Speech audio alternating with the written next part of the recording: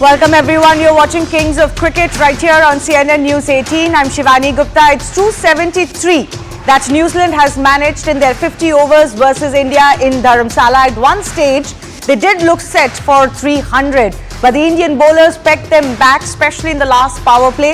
In fact, New Zealand reached 200 in 36 overs and then took a good 10 overs for their next 50. And in the last few overs also, they couldn't quite accelerate. Of course, it's Daryl Mitchell, the star of the day for them with 130, but not much else apart from Rachin Ravindra with him that set a partnership, a record partnership for the third wicket for the New Zealanders versus India. I'm joined in the studio by none other than former India cricketer Murali Karthik, and Mohinder Amanath, the 1983 World Cup winner, is also with us. Karthik, let me start with you. Is this a good enough total, or is New Zealand a few runs short? The way they were, as you rightly said, maybe they feel 20 odd runs short. Yeah, against the batting lineup like this. Against a good batting lineup. But the only thing which needs to be kept in mind is that in the middle overs, once that partnership was broken, run scoring wasn't easy. Yes, you have to give credit to the way the Indians bowled, but there were the odd few balls which stuck in the surface. It wasn't coming onto it, so stroke making wasn't easy. Even the set batsmen were finding it a little bit hard. Exactly, and you can understand, because when wickets fall at the other end, even if you're on 100, sometimes you lose that rhythm and momentum, because you know that wickets are falling at the other end. And also it'll be interesting to see, just at the fag end we saw a little bit of dew. The key is the first 5 or 6 overs, how the Indians negotiate. Trent Boult, Matt Henry, and then I think things should get easier, is what I feel. If there is dew, then batting will be a lot easier. All right, Venkatesh Prasad, Graham Swan, Ayaz Memon, our full panel joining us. Jimmy, finally, of course, Mohammad Shami was played, and what a star he's been in this match. Now you've got another problem for the Indian dressing room. How do they make Shami sit out anymore? No, I don't think they should worry about the next game. I think this game is more important than anything else. I think they'll just finally concentrate on this. Yeah, he's been a fantastic bowler. I think the way he bowls, he attacks, he bowls stump to stump, and his seam position is unbelievable, really, because the way he carries on bowling till the last over. And there's a lot of variation, so he can bowl at different pace and different length also, and with a lot of control. So coming back to the score, I think it's a good score according to me. And if the bowlers keep bowling in the stumps, and it's not easy to really play too many strokes easily. So let's see how the Indian starts and how the New Zealander bowl, because I think the first 5 to 10 overs are very crucial from both sides. And if India doesn't lose wicket, then probably I think the target won't be that difficult, because later on we didn't see much of a swing or seam happening in this particular game. And spinners are not really very effective because there's no turn available, which we have noticed from both Ravindra Jadeja and Yadav over here. So I think that way the one has to carry on till the end. If India has to win, that means Rohit Sharma and Virat Kohli are the key. Absolutely. The start that Gill and Rohit Sharma give us is going to be extremely important, and of course Virat Kohli after that. Graham, what do you think really went wrong for the New Zealanders there? A partnership at run a ball, 150 partnership at run a ball, and then almost nothing after that. Once that partnership was broken, as Karthik and I were discussing, it seemed like run scoring became harder, maybe something the Indian batsmen would keep an eye on. But, despite the fact that we were missing that sixth bowling option, some of the wicket takers came into the action and controlled the innings quite well towards the end, the Indian bowlers. Karthik summed it up. If you're always taking wickets, it's very hard for incoming batsmen to just carry on at the same pace that a set partnership has scored at. You have to take your hat off to India. At one stage, it was looking like New Zealand would be in the platform to push for well over 300, for 330, 340. And I think that would be too many to chase. As it is, and I know I'm a spin bowler, and I know I'll always back up the spin bowlers, but no one is going to mention how well Kuldeep came back after his first 4 overs. 4 overs, nearly 40 runs conceded. And the pressure that New Zealand were obviously putting him under, they definitely targeted him, saying, no, we're getting after him. We're going to make sure that they are weak and they have to rely on a part-time bowler. For him to come back in his last 6 overs and only go for 40 more runs and get those couple of wickets. Brilliant. I thought that was exceptional from Kuldeep.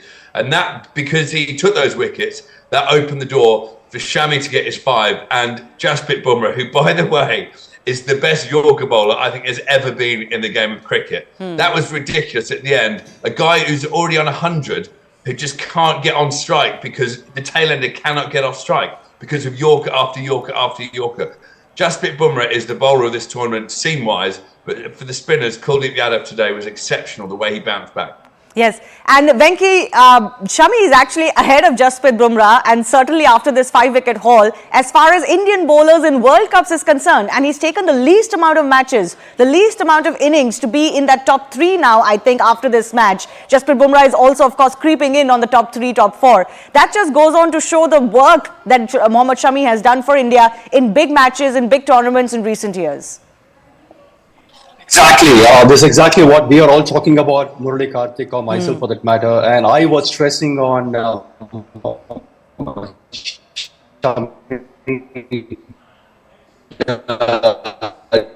right, Venki, case, but we're facing some issue with your audio. Let's try and sort that out. Ayaz, great bowling performance from Mohammad Shami today, has been sitting out, and we were talking about what that does to your mental makeup. Today, he clearly came out wanting to prove a point or two. Yeah, I think Shivani, it creates a... Sorry. Go ahead. Is that for me? Yes, go ahead. Yeah. No, I said it creates a little bit of a problem, a happy problem, I would think, for the team management, because Shami amongst the wickets is always a good sign. But now, who do you take out from this attack? How do you bring him in? How do you fit him in?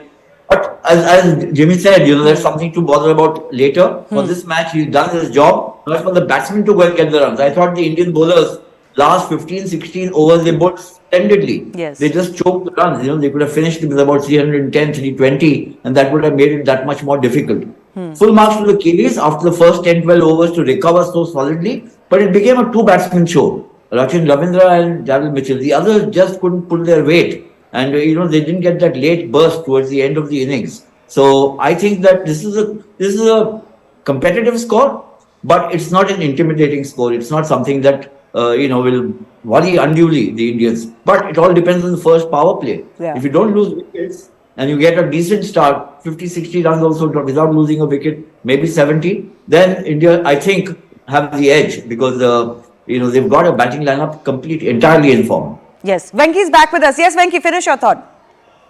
No. I was talking about Mohammad Shami, and that shows how good he is, how consistent he is, and he should have been there from the very first game onwards. That's what I was trying to say. And in place of Shardul Thakur, of course. And even if Hardik Pandya is available, even if Hardik Pandya was playing, still going in with the genuine pacer like a Mohammad Shami, that was not the right call to let him sit in the or warm the bench. Having said that, looking at the score, 273 is we know that. I mean, the score could be chased in the ground like this, but still, it's a challenging score. I would say the pitch is not a typical Dharamshala pitch, where there is a bit of skid and bounce, an even bounce for the batters to chase. It looks sort of a two-pace sort of a pitch, and in fact, on the similar ground, similar venue, we saw Netherlands defending their 245 against a strong South African squad. So that shows that the score can be defended. Yes, probably I felt that they are 20 runs short, 25 runs short, but still this is a very challenging score, and they can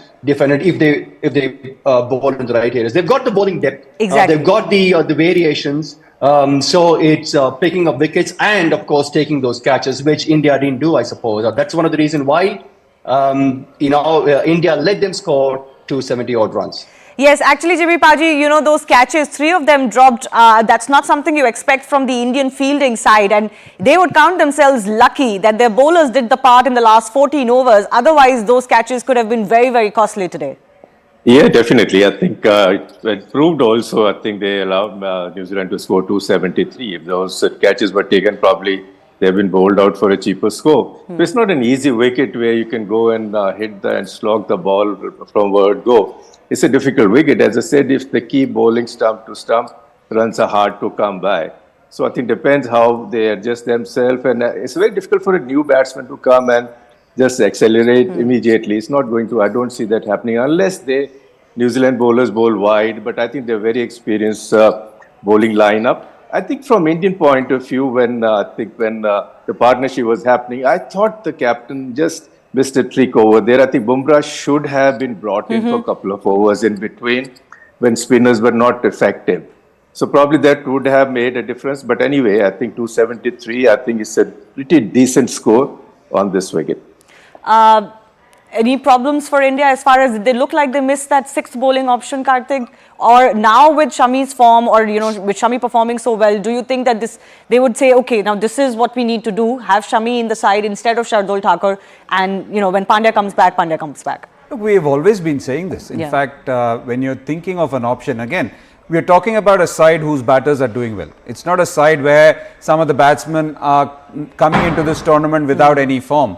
If you've got top 6 or 7 where everybody is in form, then you would rather have a team of bowlers which is strong as well. Because if you've got a good team of bowlers or a good 5-set bowling attack, you're going to restrict the opposition just like they did today. Exactly. So you've got 5 good bowlers, they're going to do the jobs, and the batters can do their job. And this is despite the fact that you had a great partnership towards in the middle from the New Zealanders. So that is something which India has done. Even against Pakistan, when you look at when they were 155 for 2, India came back strongly. India has managed to come back strongly because you picked good bowlers, which means that even though the batters, even they have come to play cricket, even if there is a partnership, if there is one wicket, they don't allow the team to go anywhere. There is bang bang and you get a couple of good wickets or a couple of quick wickets, and then you're back in the game. That's what is the advantage of having good bowlers in your team. So Mohammad Shami always is a must. Mohammad Siraj, you have 5 good bowlers. Allow the batters to do their job. Just like no batter is going to come and bowl for the bowler. If the bowlers are going to have a bad day, no one else is going to come. Unless you're Virat Kohli, of course. No, that's only 3 balls. It's only 3 balls. But I'm just saying that you pick good bowlers, let them do their job and let the batters do their job. It's as simple as that. No, absolutely. Maybe the team will settle into this playing 11, if not, by choice, but by force because of Pandya's injury and then Shami, producing a spell like this. Graham, do you think it would be nearly impossible for the team to go back to Shardul Thakur now? You can't leave Shami out. I'm a massive believer. If someone waits for their turn in the team and then gets 5 wickets, you cannot try. It's the way to create sort of dissent and anger and resentment within a squad. So Shami is world class. We know that. We've seen him so often, and in the IPL, he still does it time after time.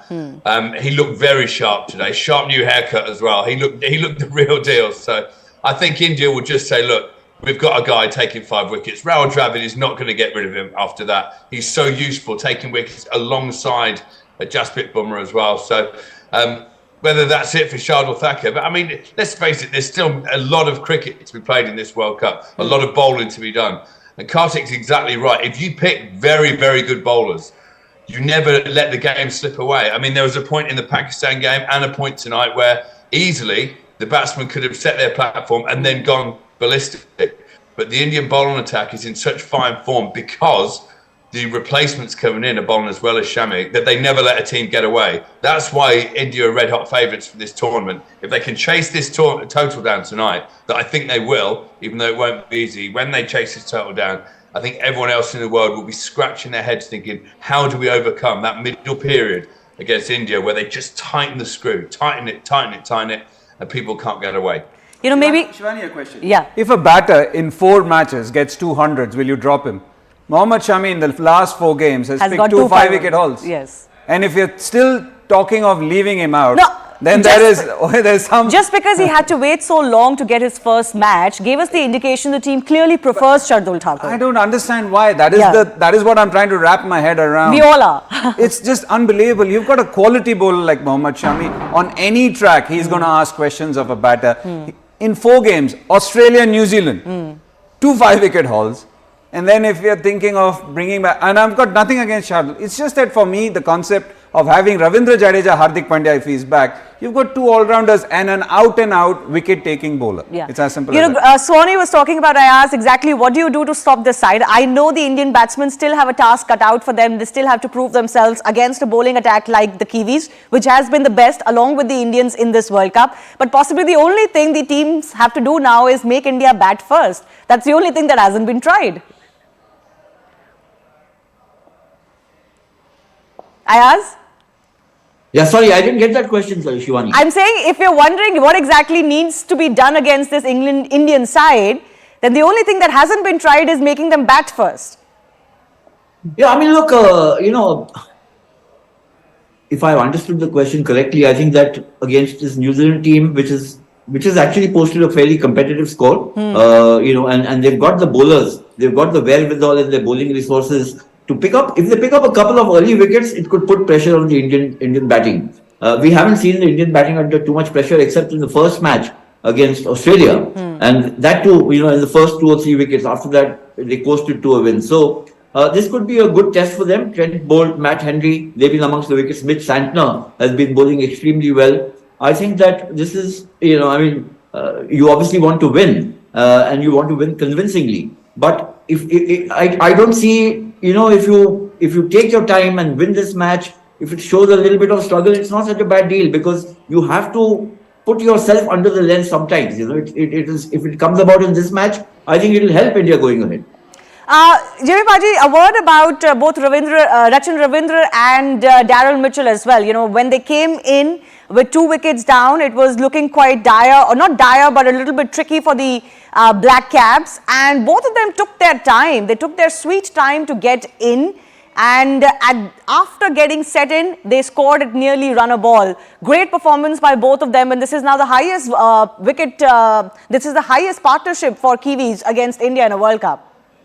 Yeah, absolutely. I think they batted beautifully under the condition, under the situation over there. It was not easy. I think the ball was still doing a bit. It was seaming around, moving around, and you're facing a quality bowlers like Bumrah, Shami. They were doing a wonderful job, and even Siraj also. So I think application was very, very important that time. And in a situation like this, you understand, Mitchell, I think, is an experienced player. He understood that he took the front seat over here. At time we saw that he would go to the youngster Ravindra and just say, don't play this shot and just try to concentrate and stick to your strength and all that. So I think the combination of left and right, I think really worked very well over here and the situation. And I think that their experience playing in a country like New Zealand where the ball intend to do a little bit off the wicket and in the air, I think the technique they showed are very, very good. So because I think that was needed at that time. So I think definitely, I think they have this score on the board, and so they have the bowling lineup to play with. And so let's hope that Indian have a good start. If they don't, then the pressure will be huge on Indian batting lineup. At this stage in the mid-innings, Jimmy Paji, what would you say? Who has the slighter edge as we start for the second innings? No, I think the 10 overs probably are crucial. I think the New Zealanders have quality bowlers over here. I think the 10 overs, I would say the New Zealand definitely will have an upper hand. Graham, who has the edge going into the second innings? Yeah, without a doubt. In modern day standards, a fairly small total to chase, albeit won't be easy on this pitch. But with the best chasers in the world, with Virat and Sky coming in as well, he's a brilliant finisher. If I was a betting man, which I'm not, but if I was, I'd be lumping on India here. Karthik?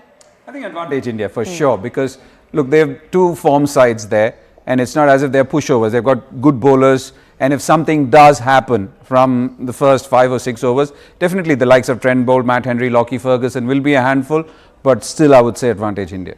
Despite the fact that we don't have our trusted Hardik Pandya today in the batting lineup. Hardik Pandya has not come in to bat that often, so thankfully we wouldn't need him. Yes, he's going to be missed, but thankfully the kind of form everybody is in, the KL Rahuls, the Virat Kohlis, the Rohit Sharmas, Gills, hopefully we don't need him. Eventually India managed to take all 10 wickets against the Kiwis in this match. Venki, I do want, before we wrap this up, I do want your thoughts on what do you think the Indian bowlers are doing so well. This is a bowling lineup that has actually raised its hand, someone or the other, in some form or the other, in every match. And you could argue that because India is bowling first in every match, it is the bowlers that are kind of setting the stage for India, making it much easier for the Indian batsmen in almost every match. So what do you think the Indians did so right from the 36th over till the last over? Well, I think they assess the situation quite well, and they also not just the situation, they also assess the pitch condition as well, and they were hitting those back of lane deliveries, which is where the ball was not coming onto the bat. They were not bowling those hard volleys or the good length deliveries, and also they were mixing up with their variations. I think which was extremely good. We saw some fantastic change of pace deliveries from Bumrah, those Yorkers from Siraj and Bumrah, and of course the Shami as well. Yes. And for the new batter, they didn't try much. Shami, especially for the 7th wicket, I think he just bowled that length delivery, which hit the leg stump, the top of leg stump. I think stump to stump. So I think they just kept things very simple, and I think they backed themselves. I think this is the beauty of Indian bowlers. You give them a seaming track. I'm telling you, I've been saying this from last year, about 15 years or so, when we had those RP Singhs or Ashish Nehras or Praveen Kumar and so on, Bhuvaneshwar Kumar or whatever. You give them a seaming condition. Against any opposition, our bowlers look the best because they have a great seam position, some fantastic presentation of seam position, and they bowl the test match line and length. That's about it. They don't try and experiment too much on their lengths or variations. So they just keep it so simple, and it's always effective, as simple as that. So that's why they've been fantastic throughout this competition. Only this game, I think they've given a few extra runs, I would say. Otherwise, they've been terrific. Yeah, absolutely. So, last few seconds left, Venki, and I ask both of you, Venki, is it 60-40, 70-30 for India, or what do you reckon? I would say 60-40 in favor of New Zealand, I would say, because yes, India's chased extremely well, no doubt about it, in this tournament. But then this is a challenging total, and also Kiwis take a lot of pride in their fielding, and they will be looking to convert those half chances, will be looking to throw themselves to probably affect a run out or two. Okay, I've run out of time. I do thank all of our experts for joining us, and remember to come back after the match end. We'll be back with our expert panel to review the match as well. Thanks a lot for watching for now. Goodbye.